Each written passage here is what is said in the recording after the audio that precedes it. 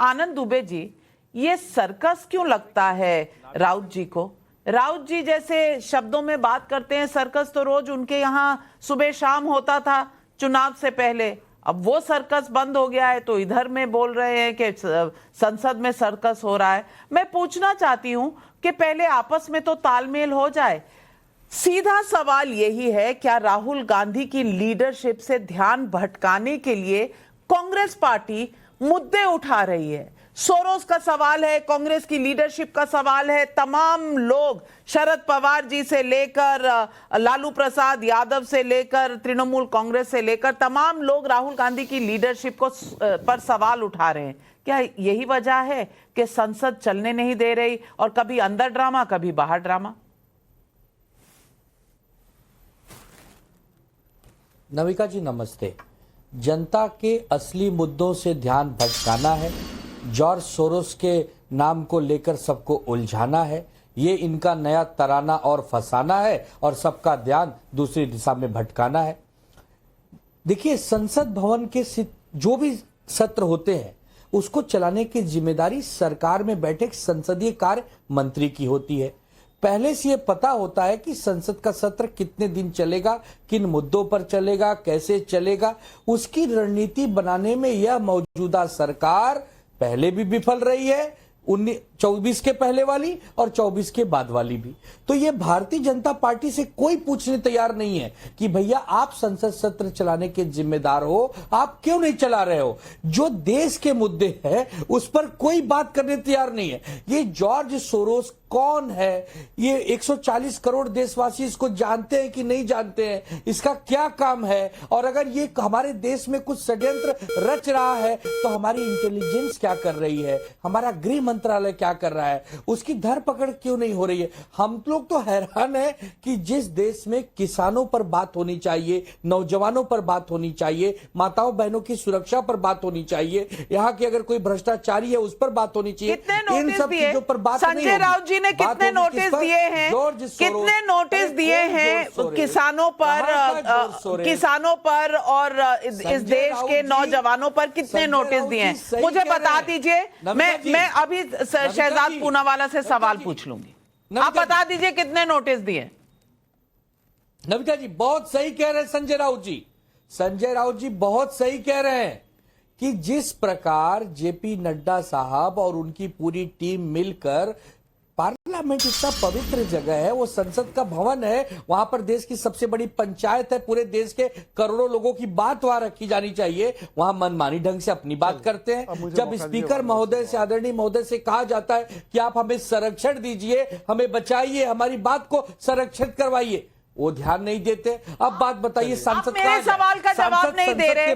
कितने सवाल आपकी पार्टी ने पूछे हैं किसानों पर, नौजवानों पर, बेरोजगारी पर? कितने सवाल, कितने सवाल आनंद दुबे जी बता दीजिए, कितने सवाल पूछे हैं आपने? कितने सवाल पूछे हैं? मैं बार बार पूछूंगी, कितने सवाल पूछे आपने? कहाँ जाए नाविका जी, मैं कहाँ जाए, हम लोग कहाँ जाए? वो बोलने फिर भी कहाँ जाए, टीवी पर आप बोलने नहीं देती, अब हम लोग कहाँ जाए? नाविका आप सवाल का जवाब तो दे दीजिए।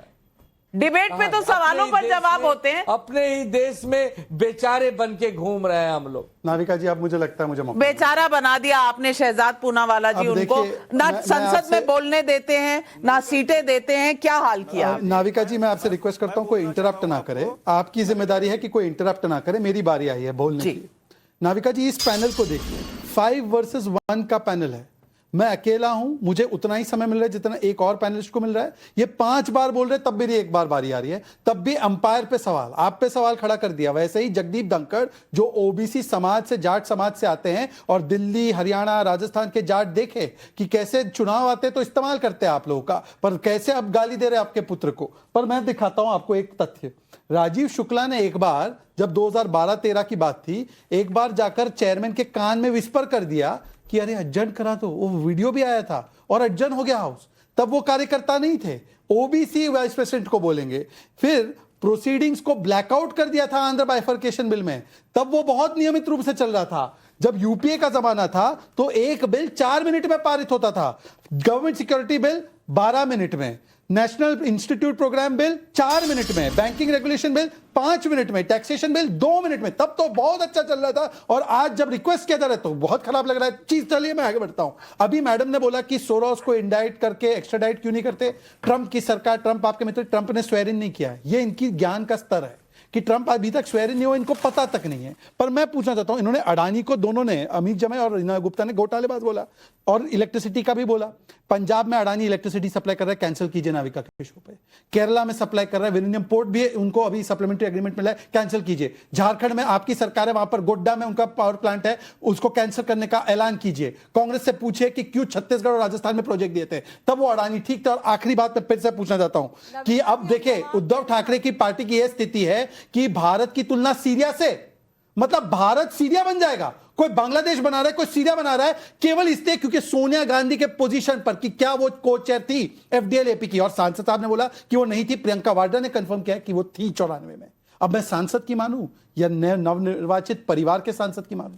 आप बताइए बर्वे जी जवाब दीजिए। और जवाब ये भी दीजिए कि आपको सभापति इसीलिए नहीं पसंद कि वो आरएसएस के एकलव्य हैं, लेकिन उन्होंने तो कहा वे कांग्रेस में भी रह चुके हैं। अब कांग्रेस में रह चुके हैं, आरएसएस के साथ संबंध है, लेकिन आपको एक साइड देखना है, दूसरे साइड नहीं देखना। अब ये क्या है? ये देखिए, BJP spreading fake news says French media house media part. मैंने तो उसको कोट ही नहीं किया है कि बीजेपी, फ्रांस की मीडिया बोल रही है कि बीजेपी ये फेक न्यूज फैला रहा है करके। हम लोग नहीं बोल रहे, फ्रांस की मीडिया बोल रही है। इसी से आप समझ लीजिए कि किस तरीके से ये फेक न्यूज फैलाने का कार्यक्रम बीजेपी कर रही है और बीजेपी के लोग कर रहे हैं। और सभापति, रही बात सभापति की, सर आप एक सांसद हैं जी, ये सर्वपक्षीय होते हैं। सर माफी चाहता हूं, मैं आपको इंटरप्ट नहीं करता, आप एक सांसद है और मेरे महाराष्ट्र से ही सांसद है, तो मैं आपको थोड़ा उस लिहाज से, मैं आपका एक प्रकार से समर्थक भी हूं, मतलब ये भी हूं, आपके कॉन्स्टिट्यूएंट भी हूं, तो इसलिए बोल रहा हूं। मैं आपसे एक ही चीज पूछना चाहता हूं, अभी मैंने कौन सा बात बोला है जो मीडिया पार्ट को कोट करके? मैंने तो ये बोला एफडीएल एपी की वो को प्रेसिडेंट है। ये फैक्ट है या ये गलत है? आप ऑन रिकॉर्ड बता दीजिए नाविका के शो में। मैं आपकी बात की नहीं कर रहा हूं, मैं जो सोरेस पे बात चल रही है, मीडिया पार्ट आप ही का ऑर्गेनाइजेशन हो, तो आप जो बोलेंगे छापेगा। इन्होंने छापा था कि आप लोग नेशनल हेराल्ड में भी गुनहगार नहीं है, तो इसकी क्या विश्वसनीयता? हम लोगों के हाथ में अगर मीडिया होता तो फिर क्या बात होती है? आज मीडिया पार्ट तो है ना, संसद चलाने का आरोप मीडिया पार्ट विपक्ष पे नहीं लगा होता। नहीं सर, एफडीएल एपी में सोनिया जी है प्रदर्शन करने की जरूरत नहीं पड़ती। पुनावाला जी, आप भी समझ सकते हैं एफडीएल एपी किस तरीके से विपक्ष को बदनाम करने का काम चल रहा है। कैसे? प्रियंका जी ने माना कि वो है। वो विषय अभी अपन किस चीज पे अपन डिस्कस करने आए हैं? सोनिया गांधी और उनका परिवार देशद्रोही मानसिकता रखता है कि नहीं रखता है? क्यों कोशिश कर रहे हैं आप? नहीं, सोनिया गांधी का परिवार देशद्रोही मानसिकता रखता है कि नहीं रखता, यही चर्चा है। के लिए आए हैं उस सब्जेक्ट पे बात कीजिए। देशद्रोही देशद्रोही है, कश्मीर को अलग करने की बात करेंगे तो हम उनको देशद्रोही बोलेंगे, और किसी की हिम्मत है तो बोले कि वो देशद्रोही है, किसी की हिम्मत है बोले देशद्रोही है। भारत को सीरिया से तुलना करेंगे, कश्मीर को अलग करने की बात करेंगे, हम उसको देशद्रोह से कम नहीं मानते। चर्चा करो, अदानी पे चर्चा क्यों नहीं हो रही है? अरे अडानी का प्रोजेक्ट कैंसिल करो ना साहब, हम क्या बोल रहे हैं? करो केरला में कैंसिल, करो पंजाब में कैंसिल, तब क्यों गिग्गी निकल जाती है आपकी? पब्लिक सवाल पूछ रही है, बद्री प्रसाद यूट्यूब पर सवाल पूछ रहे हैं। बर्वे जी, ये सवाल पब्लिक आपके लिए पूछ रही है। राहुल जी, ये क्यों नहीं कहते कि जॉर्ज सोरोस पर बहस करा लीजिए, हम जवाब देने के लिए तैयार हैं। मिथिलेश कुमार सिन्हा का दरभंगा से सवाल है, जगदीप धनखड़ जी ने हिम्मत के साथ स्वीकार किया है कि वो संबंध रखते थे आरएसएस से। अगर कांग्रेस को हिम्मत है तो बता दें कि सोनिया और राहुल जी का जॉर्ज सोरोस से क्या संबंध है। ये पब्लिक के सवाल है, इनका जवाब दे दीजिए। बिल्कुल, अगर कोई किसी के साथ संबंध रखना चाहता है, स्वतंत्र भारत में स्वतंत्र हर कोई स्वतंत्र है यहाँ पर अपनी बात रखने के लिए, संबंध रखने के लिए, तो उसके लिए कोई मनाही नहीं है ना किसी को। धनखड़ जी अगर आरएसएस से जुड़े हैं तो उससे कोई आपत्ति कोई किसी को थोड़ी ना है।